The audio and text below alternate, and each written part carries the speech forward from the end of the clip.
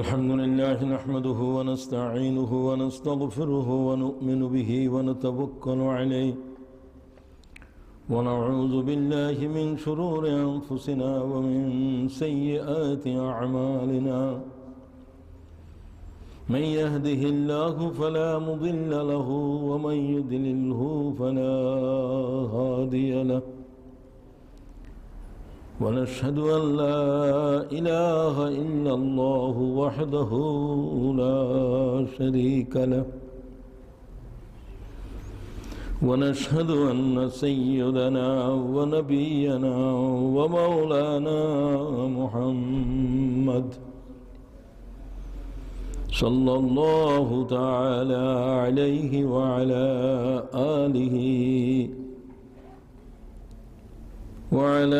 آله وصحبه وبارك وسلم تسليما كثيرا فقد قال الله تعالى في القرآن العظيم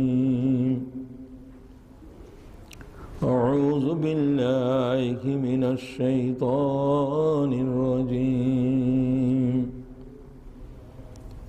بسم الله الرحمن الرحيم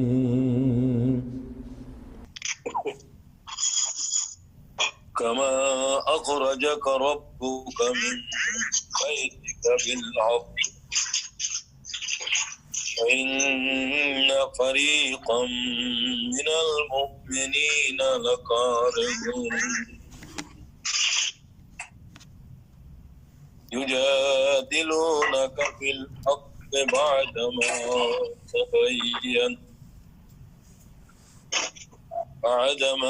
تبين كأنما يساقون إلى الموت وهم ينظرون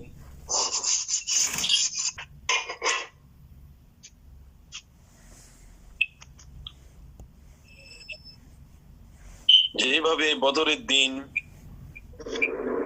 তোমার রব তোমাকে তোমার গৃহ থেকে বের করে এনেছে, কখনো মোমেনদের একটা দল জাহাজের পথে হওয়াকে পছন্দ করে, ইউজাদিলুনাকা ফিল হক, সত্য স্পষ্ট হয়ে যাওয়ার পরেও মোমেনদের একটা দল জাহাজের বিষয়ে তর্কে লিপ্ত হচ্ছে। كأنما يساقون إلى الموت, দেখতে পাচ্ছিল তাদেরকে মৃত্যুর দিকেই নিয়ে যাওয়া।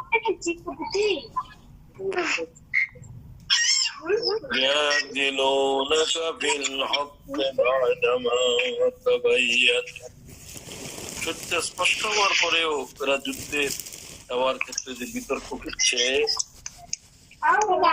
এবং তারা যে মনে করছে তাদেরকে মৃত্যুর দিকে ঠেলে দেওয়া হচ্ছে,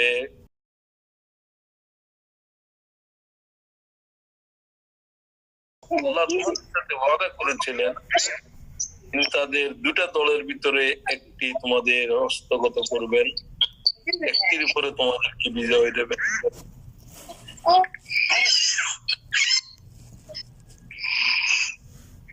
অবশ্য তোমরা চাচ্ছিলে নিরস্ত্র দলটি তোমাদের হস্তগত হোক, বাণিজ্যের কাফেলাটা তোমাদের হস্তগত হোক,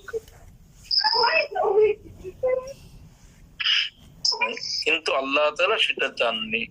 আল্লাহ চেয়েছিলেন যে যারা অহংকারের সাথে যুদ্ধ করার জন্য আসছে তাদের সাথে তোমাদের মোকাবেলা হোক, আল্লাহর সাহায্যে তোমরা বিজয়ী হও এবং আল্লাহ তাআলা নাফরমানদের শিকড় কেটে দেন। তেলাওয়াতকৃত আয়াত কয়েকটি সূরা আনফাল থেকে 5 থেকে 7 আয়াত পর্যন্ত। এবার আমি এই আয়াতগুলোর সামনে নিয়ে আজকে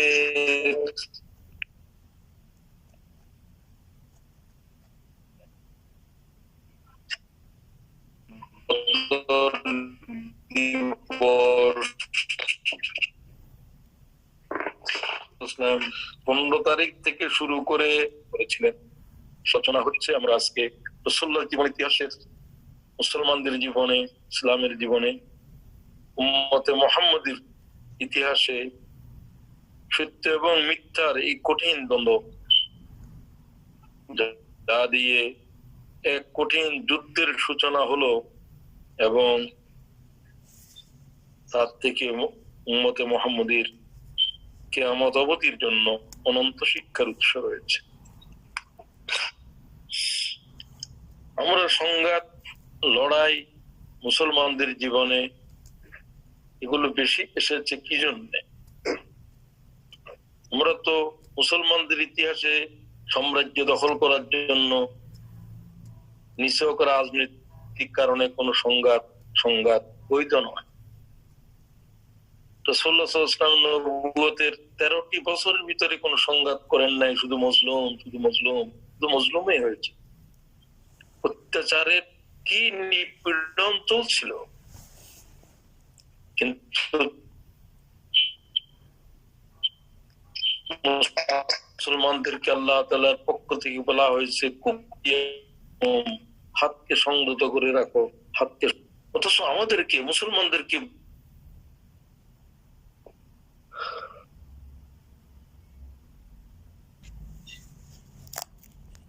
ইসলামের উপরে যত যুদ্ধ শুরু হয়েছিল সেগুলো আক্রমণাত্মক একটাও ছিল না, সবটাই ছিল প্রতিরক্ষামূলক। শত্রুরা মুসলমানদের উপরে আঘাত করেছে, একটা পর্যায় পর্যন্ত আল্লাহ তাআলা তারপরে ইজাজত দেন নাই যে তোমরা জবাব দাও। পরিবেশের পরিবর্তনের কারণে মুসলমানদের যখন একটা অবস্থান হলো, তখন বলা হলো যে তখন যদি তোমাদের দাওয়াতের দ্বীনের পথে কেউ বাধার সৃষ্টি করে, তোমরাও তাদেরকে তার প্রতিহত করো, জবাব দাও। ওই জবাবের প্রথম যুদ্ধ ছিল ব্যাটল অফ বদর। দ্বিতীয় হিজরির শাবান মাস, মুসলমানরা তখন মদিনায় একটা ছোট্ট রাষ্ট্রের অথবা একটা শক্তি, মুসলমানদের একটা অবস্থান হয়েছে মুহাম্মদুর রাসূলুল্লাহ সাল্লাল্লাহু আলাইহি ওয়াসাল্লামের নেতৃত্বে। শত্রুরা এটাকে বরদাস্ত করতে পারছে না, এরা মক্কায় থাকতে দেয়নি, বিরোধিতা করেছে। কিন্তু মদিনাতে একটা ইসলামী সমাজ ব্যবস্থা প্রতিষ্ঠিত হলো, সেটাকেও তারা ধ্বংস করে দিল। তো দীর্ঘ আলোচনার সুযোগ নাই, আপনারা বদরের যুদ্ধের ইতিহাস পড়ে নেবেন। ইবনে হিশাম বিস্তৃত ভাবে লিখেছে এবং সহিহ ভাবে লিখেছে, আপনারা পড়ে নেবেন। আর রাহিকুল মখতুম অত্যন্ত বিশুদ্ধ সিরাতের গ্রন্থের ভিতরে অন্যতম, সারা দুনিয়ায় প্রশংসিত। তো আমি শুধু রেফারেন্স দিচ্ছি। আবু সুফিয়ান মুসলমানদের বিরুদ্ধে যুদ্ধ করার জন্য তাদের সকলের অর্থবিত্ত নিয়ে সিরিয়ায় বাণিজ্য কাফেলা নিয়ে গিয়েছিল মুসলমানদের বিরুদ্ধে যুদ্ধ করার প্রস্তুতির জন্য। টাকা পয়সা যা খরচ হবে, হাজার হাজার, সকলের টাকা পয়সা নিয়ে এসে গিয়েছে। কিন্তু সে মদিনার সীমান্ত দিয়ে আসার সময় তার সন্দেহ হলো যে মুসলমানরা তাকে আক্রমণ, এজন্য সংবাদ পাঠিয়ে দিল যে আবু সুফিয়ান আক্রান্ত হচ্ছে, তোমরা মক্কাবাসীরা এগিয়ে আসো। ঘটনা খুব বেশি আগুন ধরিয়ে দিল। আবু সুফিয়ানের আক্রমণের আশঙ্কায় জামজাম ইবনে আমর গফারিকে মোটা অর্থের বিনিময়ে মক্কায় পাঠিয়ে সাহায্য। আবু জেহেলের নেতৃত্বে 1000 বাহিনী সশস্ত্র অবস্থার দিকে তাকে সাহায্য করার জন্য এগিয়ে আসতে প্রস্তুতি গ্রহণ করলো। এই মুহূর্তে শোনা গেল যে আবু সুফিয়ানের বাহিনী নিরাপদে পৌঁছে গিয়েছে। কিন্তু তারপরে আবু জেহেল বলল যে না, আমরা মুহাম্মদের বাহিনীকে প্রতিহত করব, তার ব্যবস্থাকে বিধ্বস্ত করে দেব, আনন্দ করব, সুতরাং আমরা যুদ্ধ থেকে পিছপা হব না। তাদের ভিতর থেকে আখনাস ইবনে সুরায় জেহেলকে বলল যে আমি বিনা কারণে আমার গোত্র যুদ্ধ করতে যাবে না, তার 300 বাহিনী তারা সরে গেল। তো আবু জেহেল বললো যে আমরা মুহাম্মদের বিরুদ্ধে যুদ্ধ করেই ছাড়ব। পরিস্থিতি রাসূলুল্লাহ সাল্লাল্লাহু আলাইহি ওয়াসাল্লামের কাছে জানা হয়ে গেছে, হুজুর পাক গোয়েন্দা বাহিনী সবকিছু খবর দিচ্ছিল। রাসূলুল্লাহ জরুরি সবাই বসলেন, কি করা যেতে পারে। আনসার মুহাজিরদেরকে হুজুর পাক সাল্লাল্লাহু আলাইহি ওয়াসাল্লাম বললেন, তোমরা পরামর্শ দাও। পরামর্শ চাইলেন। হাদিসের কিতাবে রয়েছে রাসূলুল্লাহ বলেছিলেন, আশিরু আলাইয়া আইয়ুহান নাস, তোমরা আমাকে পরামর্শ দাও, মদিনা আক্রান্ত হচ্ছে, আমরা কি করব? আশিরু আলাইয়া আইয়ুহান নাস। মদিনা শরীফের আনসার মুহাজিররা শত্রুর আক্রমণের মুখে আমাদের করণীয় কি হবে, আমি এই বিষয়ে তোমাদের পরামর্শ চাই। রাসূলুল্লাহ সাল্লাল্লাহু আলাইহি ওয়াসাল্লাম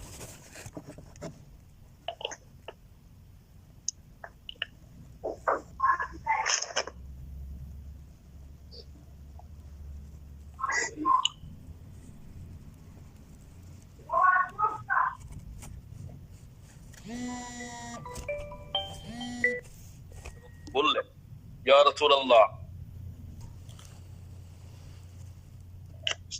লা নাকুলু কামা ক্বালা কওমে মূসা, আপনি যুদ্ধের যদি নির্দেশ দেন আমরা আল্লাহর দ্বীনের লড়াই পেরিয়ে যাব। আমরা মূসা আলাইহিস সালামের জাতি নই যারা তাদের নবীকে বলেছিল, মূসা তুমি তোমার আল্লাহকে নিয়ে যুদ্ধ করো, আমরা যুদ্ধ করতে পারবো না, আমরা এখানে বসে রইলাম। তখন তাদেরকে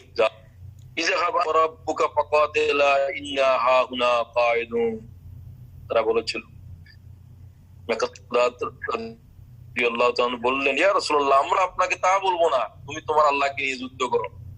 ওয়ালাকিন নুকাতিলা আন ইয়ামিনিকা ওয়া আন শিমালিকা ওয়া মিন বাইনি ইয়াদাইকা ওয়া মিন খালফিকা ইয়া রাসূলুল্লাহ, আমরা আপনার ডানের থেকে বাঁয়ের থেকে সামনের থেকে পিছনের থেকে যুদ্ধ করব, আপনি যদি আমাদেরকে নির্দেশ দেন আল্লাহর দ্বীনের প্রয়োজন। মুহাম্মদ বিশুদ্ধ সনদে বর্ণনা করেছেন। রাসূলুল্লাহ সাল্লাল্লাহু আলাইহি ওয়াসাল্লাম আবার আনসারদের দিকে তাকালেন এবং তাদেরকে বললেন, আশিরু আলাইয়া আইয়ুহান নাস, তোমরা আমাকে পরামর্শ দাও। কারণ আনসারদের জন্য যুদ্ধটা কঠিন ছিল। রাসূলুল্লাহ সাল্লাল্লাহু আলাইহি ওয়াসাল্লামের মদিনা শরীফে যাওয়ার কারণে আজ আনসারদের উপরে এই মুসিবত, যুদ্ধের মুসিবত আসলো। হুজুর আনসারদেরকে বললেন যে তোমাদের মতামত পেশ করো। তাদের পক্ষ থেকে হযরত সাদ বিন মুআয দাঁড়ালেন, আল্লাহর কসম খেয়ে কথা বলতে শুরু করলেন, ওয়াল্লাহ লাউ আমারতানা আন নুখিজাল বাহর লা কাদনাহ, আল্লাহর কসম ইয়া রাসূলুল্লাহ, আপনি যদি আমাদেরকে যুদ্ধ করার জন্য নির্দেশ দেন, আপনি যদি আমাদেরকে আরব দরিয়ায় ঝাঁপ দিতে বলেন, নুখিজাল বাহর ওয়ালাউ আমারতানা আন নাদরিবা আকবাদাহা ইলা বারকিল হুমাদ লা ফাআলনা, আপনি যদি আমাদেরকে বলেন যে যুদ্ধ করতে করতে মদিনার সীমান্ত পার হয়ে যেতে হবে, চীন সীমান্তে পৌঁছে যেতে হবে, আমরা চীন সীমান্তে পৌঁছে যাব, আমরা জন্ম হইতে ফিরে আসবো না। আমরা আরব দরিয়ার উপরে ঝাঁপ দেওয়ার জন্য বললে একজন একজন করে আরব দরিয়া ঝাঁপ দিতে থাকবো। সুবহানাল্লাহ ওয়া বিহামদিহি। রাসূলুল্লাহ সাল্লাল্লাহু আলাইহি ওয়াসাল্লামের চেহারার ভিতরে আনন্দের হাসি ফুটে উঠলো। সিদ্ধান্ত হয়ে গেল যে আবু সুফিয়ানের বাহিনী নয়, আবু জেহেল সশস্ত্র বাহিনীর সাথে মোকাবেলার জন্য প্রস্তুত হতে হবে, বদরের দিকে বের হয়ে যেতে হবে, রওনা দিতে হবে। আবু জেহেল আসতেছিল মদিনার দক্ষিণ পশ্চিম দিক দিয়ে, রাসূলুল্লাহ সরাসরি আবু সুফিয়ান আসতেছিল উত্তর পশ্চিম দিকে, দক্ষিণ পশ্চিমের দিকে আবু জেহেলের বাহিনীর মোকাবেলা করার জন্য রাসূলুল্লাহ সাল্লাল্লাহু আলাইহি ওয়াসাল্লাম রওনা হয়ে গেলেন সাহাবীদের সাথে। রাসূলুল্লাহ সাল্লাল্লাহু আলাইহি ওয়াসাল্লাম বদরের কূপের নিকটে, একটা কূপের নাম বদর, মদিনা থেকে প্রায় 100 কিলোমিটার উপরে হবে, 80 মাইল। রাসূলুল্লাহ সাল্লাল্লাহু আলাইহি ওয়াসাল্লাম বললেন যে কূপের নিকটে তোমরা তাঁবু টানো।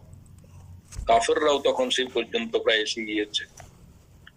সাদ ইবনে মুআয বললেন, রাসূলুল্লাহ সাল্লাল্লাহু আলাইহি ওয়াসাল্লামকে পরামর্শ দিলেন যে কূপটা এমন জায়গাতে আমরা তাঁবু টানি যেখান থেকে শত্রুরা যেন পানি গ্রহণ করতে না পারে, কূপ আমাদের দখলে থাকে, এবং এছাড়া অন্যান্য কূপগুলোর মুখ বন্ধ সাহাবীদের জন্য পরামর্শ দেয়া হলো যুদ্ধের কৌশলের জন্য। হযরত হুবাইবের এই পরামর্শ রাসূলুল্লাহ গ্রহণ করলেন।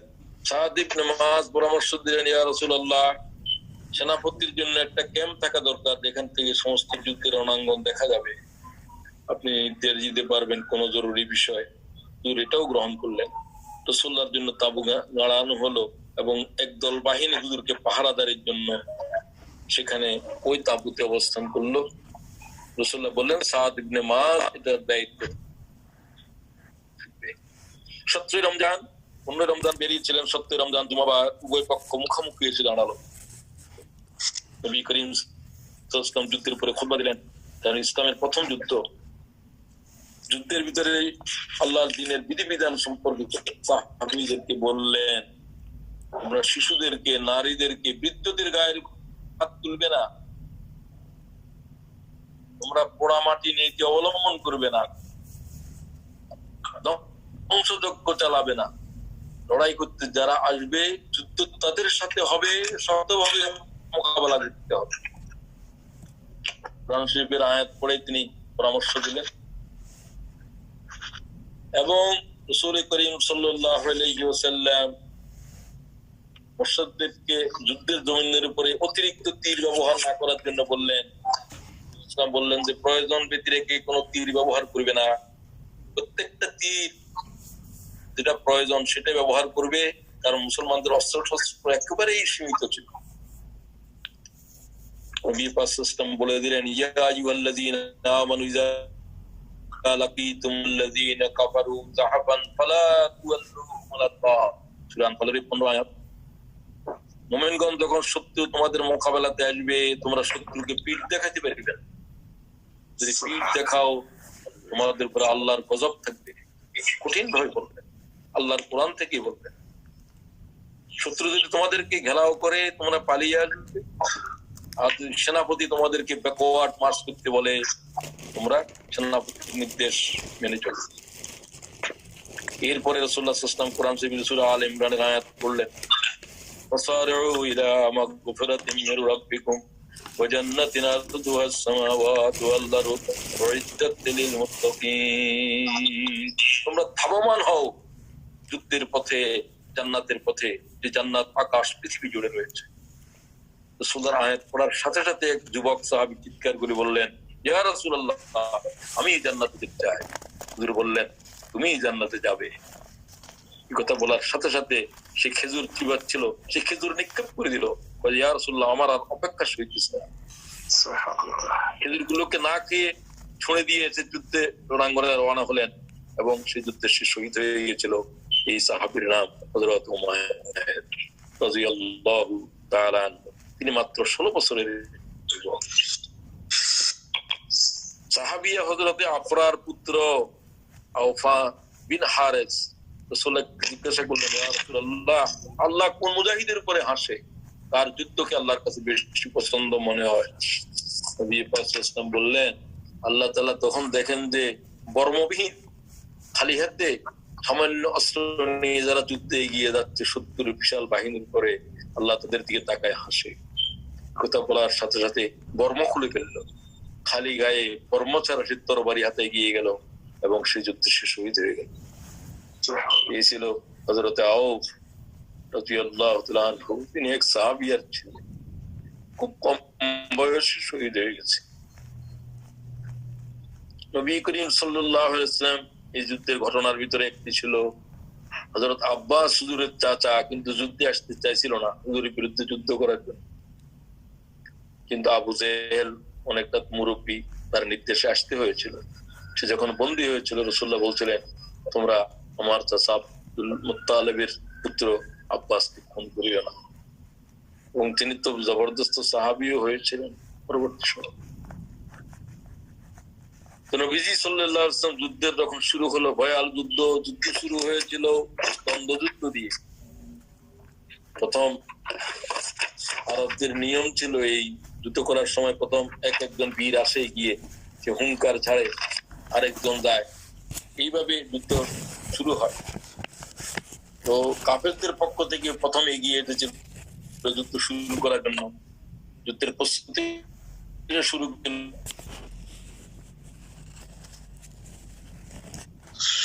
রাসূলের উপরে যুদ্ধ শুরু করতে চাইলো, রাসূলুল্লাহ হামজাকে নিয়ে হামজা তলোয়ার হাতে এগিয়ে গেল এবং তাকে ধরাশায়ী করে দেয়। সে যখন মারা গেল তখন কাফেরদের টনক নড়ে উঠলো। আসওয়াদের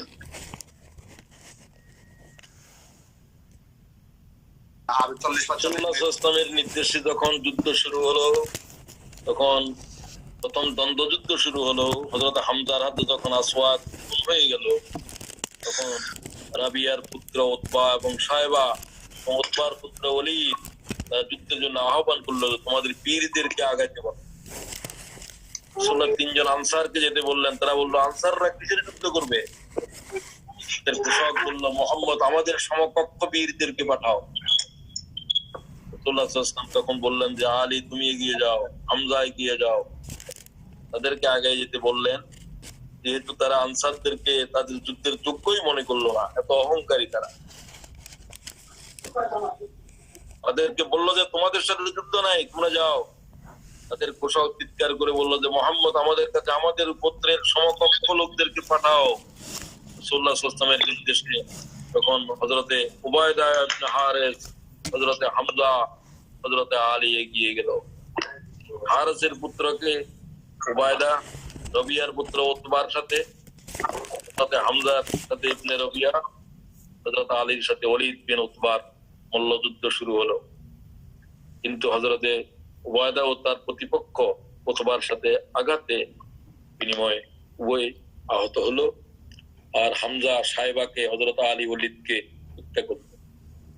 এরপরে ভয়াল যুদ্ধে এগিয়ে গেল। রাসূলুল্লাহ সাল্লাল্লাহু আলাইহি ওয়াসাল্লাম যুদ্ধের পরিদর্শন করছিলেন এবং হুজুর পাক সাল্লাল্লাহু আলাইহি ওয়াসাল্লাম হুজুরের সীমার ভিতরে বেশি হযরত আবু বকর সিদ্দিক হুজুরের পাক সাথে ছিলেন।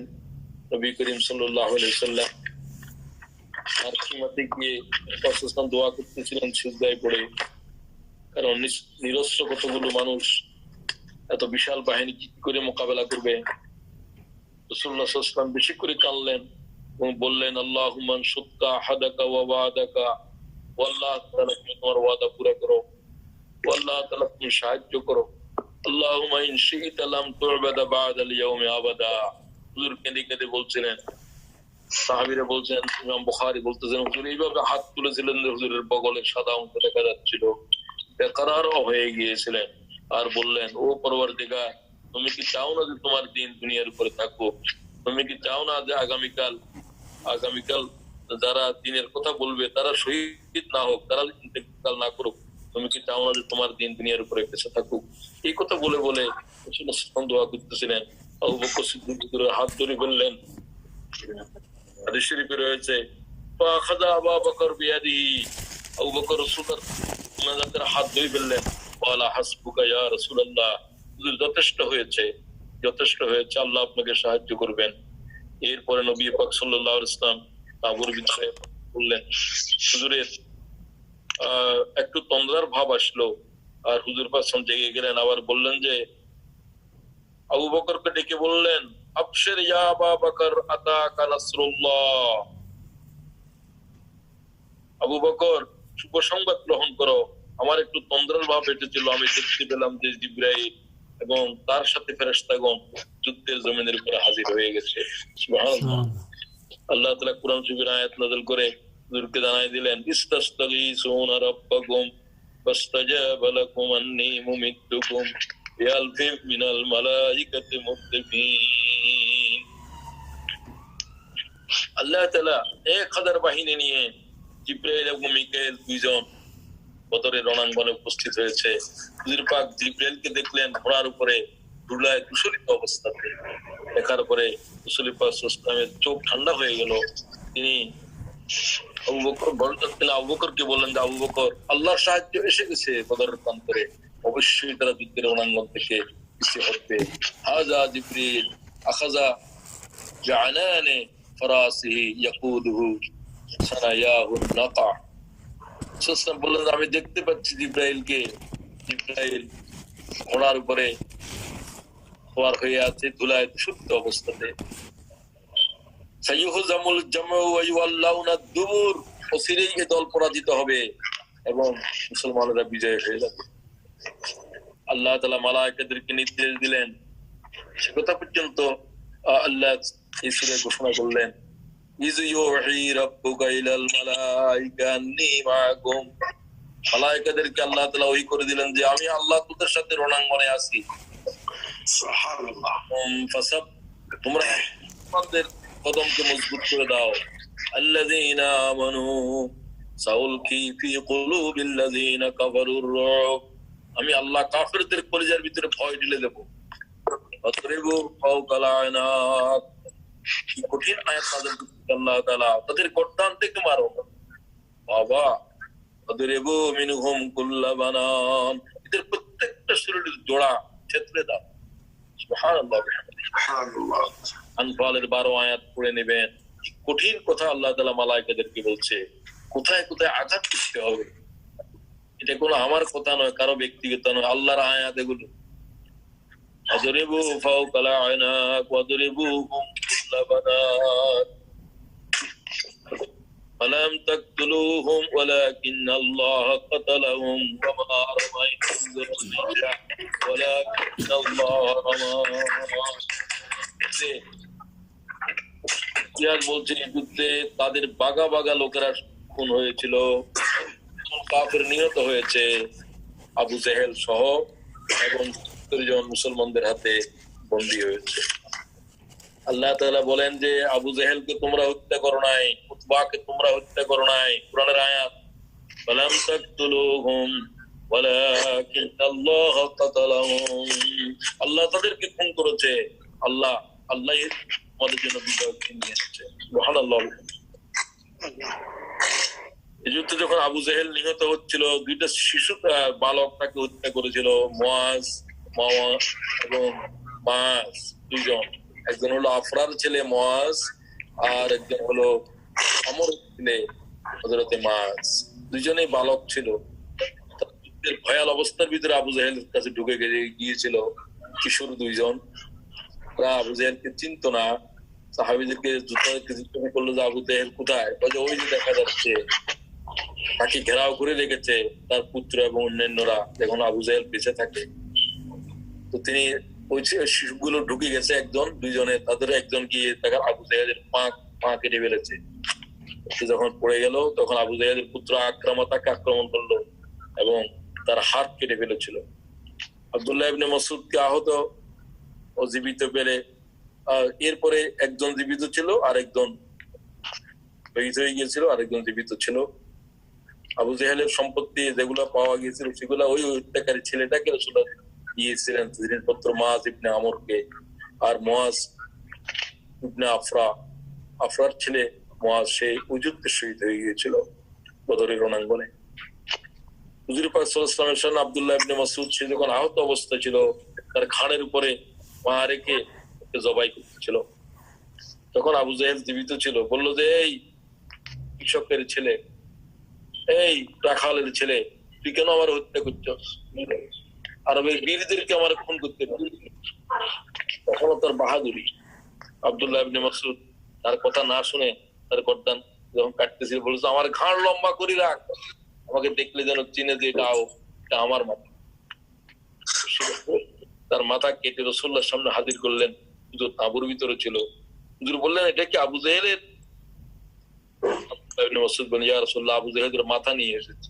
সুবহানাল্লাহ। রাসূলুল্লাহ সাল্লাল্লাহু আলাইহি ওয়াসাল্লাম আওয়াজ দিয়ে বললেন, আল্লাহু আকবার, আলহামদুলিল্লাহিল্লাযী সাদাকা ওয়াদাহু। আল্লাহ তাআলা সমস্ত প্রশংসা তোমার, তুমি তোমার ওয়াদা পুরা করেছো। ওয়া নাসারা আবদাহু, তোমার গোলামের সাহায্য করেছো। ওয়া হাজামাল আহজাবু ওয়াহদাহু, আল্লাহ তুমি একাই তাদেরকে পরাজিত করেছো। এরপরে আবু জেহেলের মাথা লক্ষ্য করে রাসূলুল্লাহ বললেন, হাযা ফিরাউন, হাযা হাযিহিল উম্মাহ, এই উম্মতের ফিরাউন আবু জেহেল আজ নিহত হলো। দিস ইজ দি ফিরাউন অফ দিস নেশন। এটা মুসলিম উম্মার জন্য, আমাদের মুসলিম জাতির জন্য তারা হলো ফিরাউন।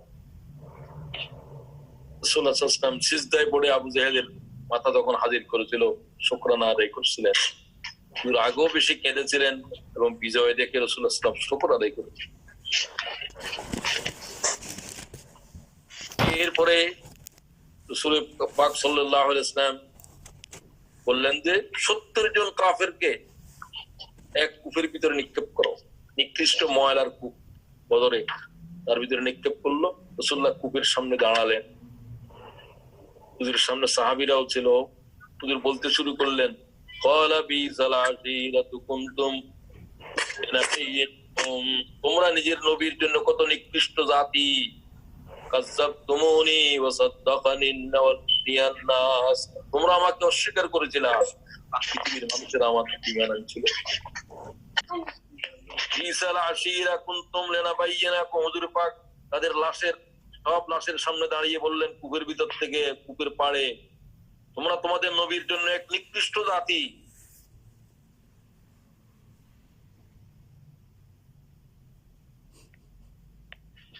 খাযালতুমুনি ওয়া নাসারানি আন-নাস, তোমরা আমাকে বের করে দিয়েছিলা আমার জন্মভূমি থেকে, আমাকে মদিনার জনপদ আশ্রয় দিয়েছিল, তাদেরকে লক্ষ্য করে বলতেছিলেন। ওয়া আখরাজতুমুনি ওয়া আওয়ানি আন-নাস, তোমরা আমাকে বের করেছিলে আর পৃথিবীর মানুষ আমাকে সাহায্য করেছে, আমাকে আশ্রয় দিয়েছে। রাওয়াহুল বুখারী। তোমার বললেন, ইয়া রাসূলুল্লাহ, এরা কি কিছু শুনতেছে? রাসূলুল্লাহ বললেন, আল্লাহর কসম, যা তোমাদের থেকে বেশি শুনতেছে, কিন্তু তাদের জবাব দেওয়ার জন্য অক্ষম। রাওয়াহুল বুখারী। এরপরে যুদ্ধলব্ধ সম্পদ নিয়ে বন্টন করা নিয়ে একটু হুজুর পাক সবাইকে সমানভাবে বন্টন করে দিলেন, কিন্তু যারা যুদ্ধ করলো না, হুজুরকে পাহারা দিয়েছিলেন, তাদেরকে গনিমত দেওয়ার কারণে অন্যরা একটু বললো যে এরা তো যুদ্ধ করে নাই। আসলে যুদ্ধের জন্য যে পাহারাদারি করা, যে কোনো কিছু কাজ করা, এটাও তো যুদ্ধ।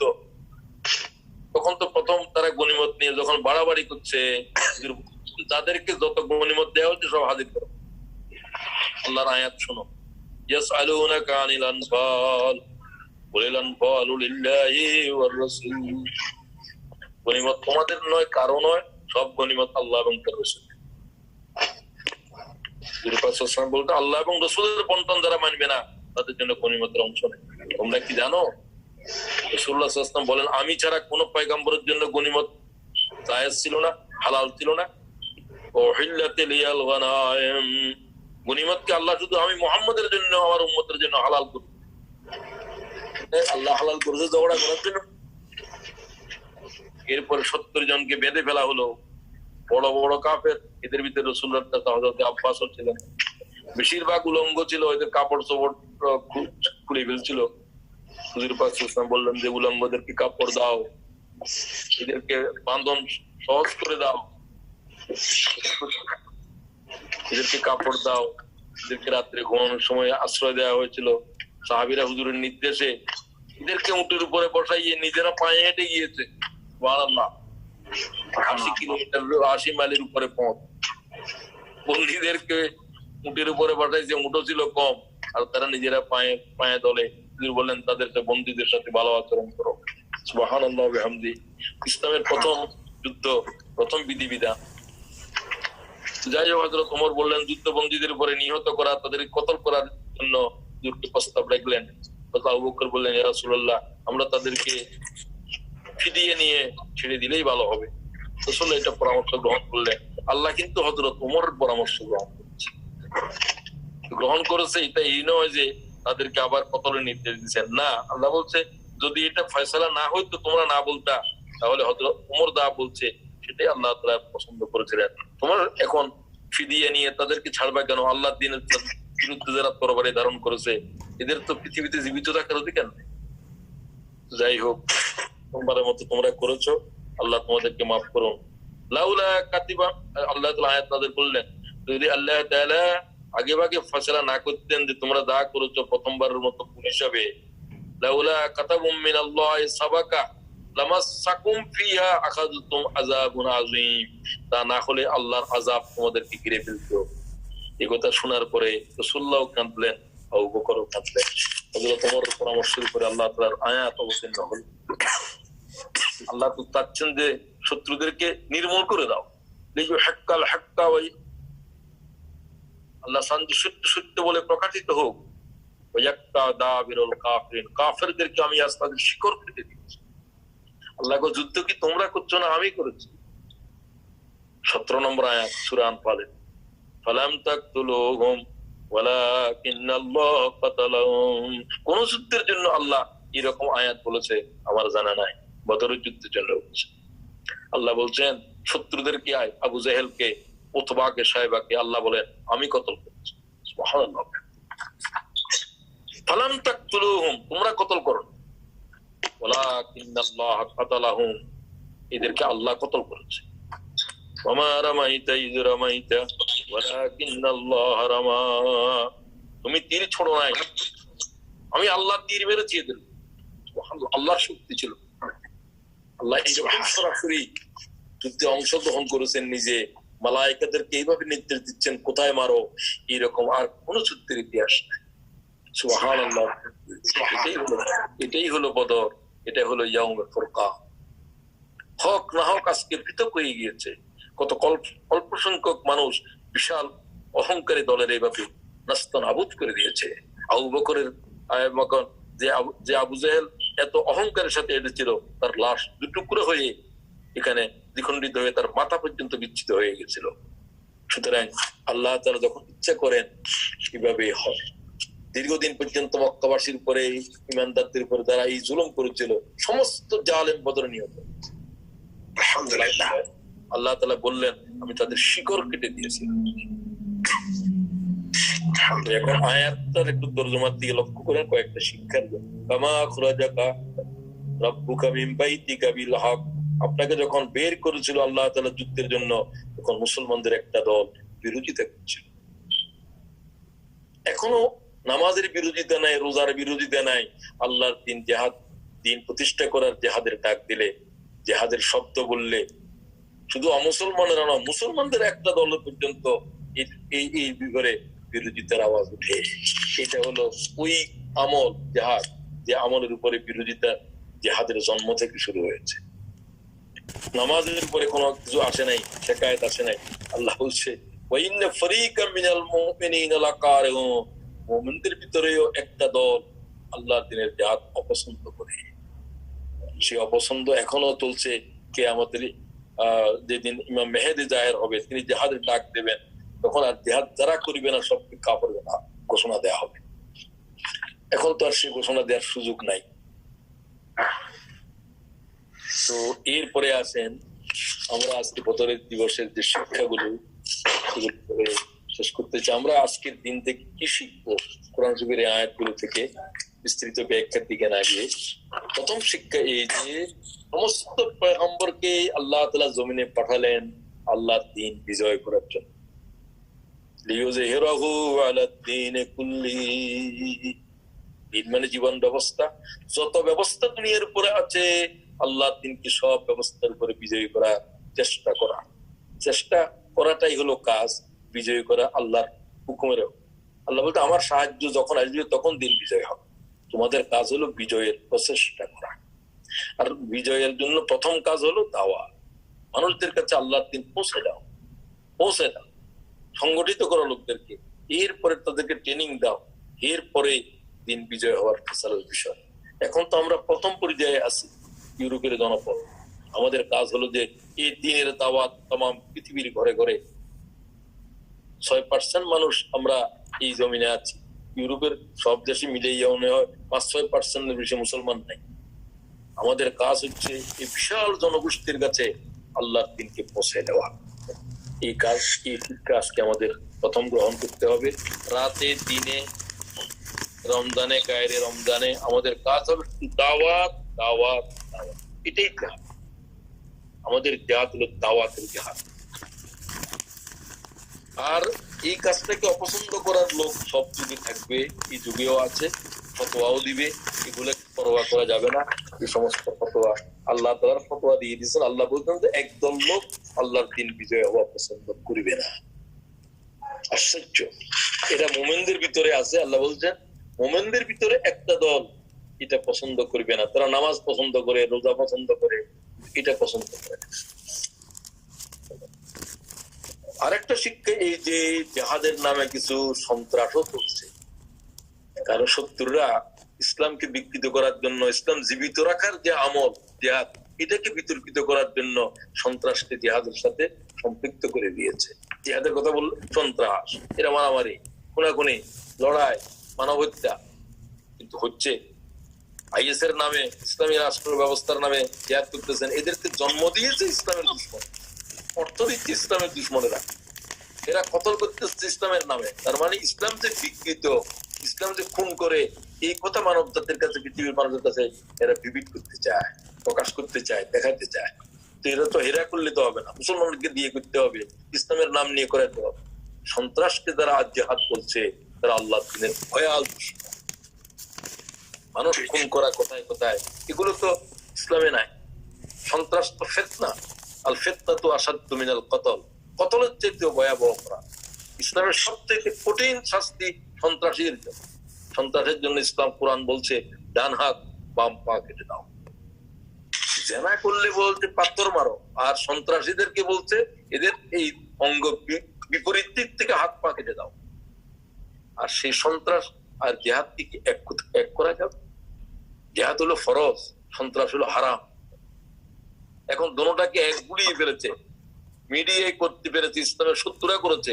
মুসলমানদের ভিতরে একটা গোষ্ঠী না জেনে দোনোটাকে এক করেছে, শত্রুদের দ্বারা প্রভাবিত হয়ে।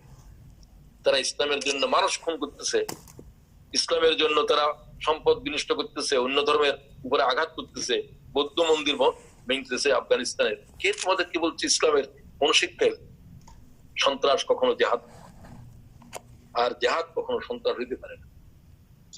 আল্লাহ তাআলা এই জেহাদকে ফরজ করে দিয়েছে, তো ফরজ করে নাই ওয়াজাহিদু ফিল্লাহ হাক্কা জিহাদি, তোমরা যথার্থভাবে জিহাদের হক আদায় করে জেহাদ। এরপরে মুহাম্মদ সাল্লাল্লাহু আলাইহি ওয়াসাল্লামের সাহাবা ইকরামেরা আল্লাহর দ্বীনের এই জিহাদ, এই ত্যাগ, দ্বীন প্রতিষ্ঠার জন্য তারা যেভাবে ত্যাগ কুরবানি দিয়েছে। বদরের জমিনে যে দুয়ে তারা সাহাবীরা বললেন, আপনি যদি নির্দেশ দেন আমরা আমাদের জন্মভূমি ছেড়ে আমরা বারকিল গুমাত পর্যন্ত যুদ্ধ করতে করতে চলে যাবো, আমরা জন্মভূমিতে ফিরে আসবো না। আপনি যদি নির্দেশ দেন আমরা আরব দরিয়ার উপরে ছাপ দেবো, আমাদের কি হবে না হবে আমরা প্রশ্ন করবো না। আপনি যদি নির্দেশ দেন, মুহাজিররা বলল আমরা বনী ইসরাইল জাতির মতো বলবো না, তুমি তোমার খোদাকে নিয়ে যুদ্ধ করো। ওয়ালাকিন নুকাতিলু ইয়ামিনিকা ওয়া আন শিমালিকা ওয়া মিন বাইনি ইয়াদাইক ওয়া মিন খালফিকা ইয়া রাসূলুল্লাহ।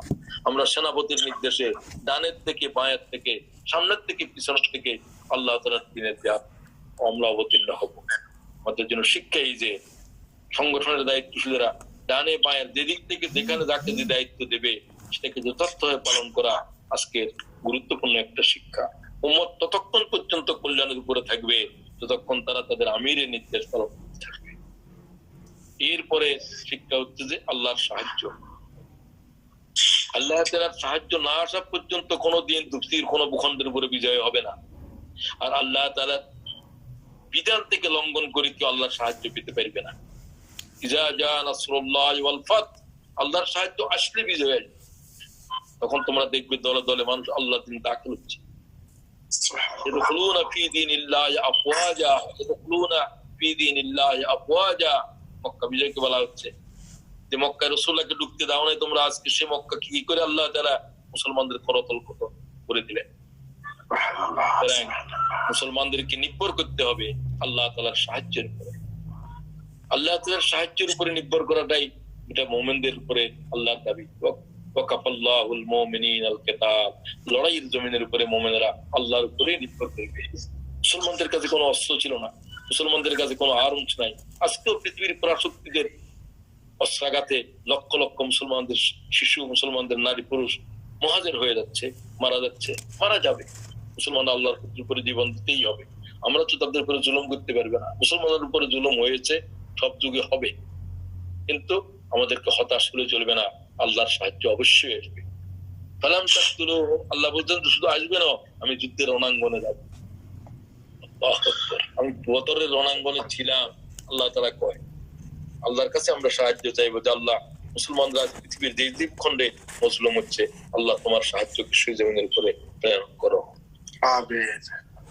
এরপরে শিক্ষা হচ্ছে যে দুটো বস্তু আল্লাহর পথ থেকে আমাদেরকে বের হতে দেয় না।